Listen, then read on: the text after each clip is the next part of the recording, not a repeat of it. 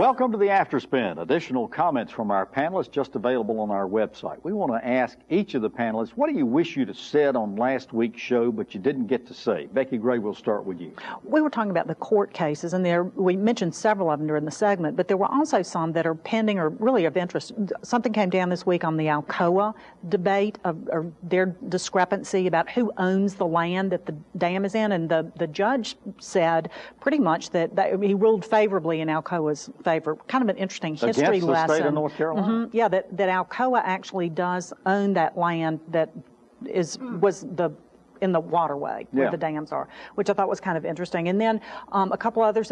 The other court case that I think everybody's watching is the King v. Burwell case, the Obamacare case that we're expecting a decision sometime that could have just wide-sweeping implications on health care and how all of that is going to be administered.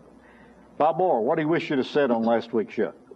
Well, I was getting ready to comment when we were talking about the $300,000 for the consultant to do a search for the president. Yeah, that was a whole lot cheaper than what the university's paying the lawyers in these big city law firms to defend the university in a variety of lawsuits.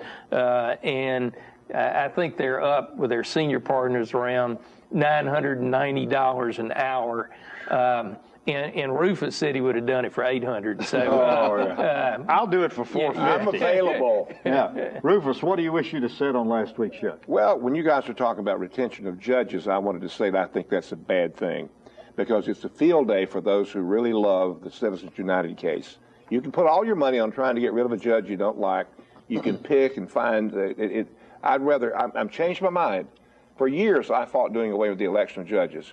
Now that it's been politicized so much and it's nothing but a gathering of individuals that hate some judge, I think there ought to be appointments and no retention, no whatever. All right.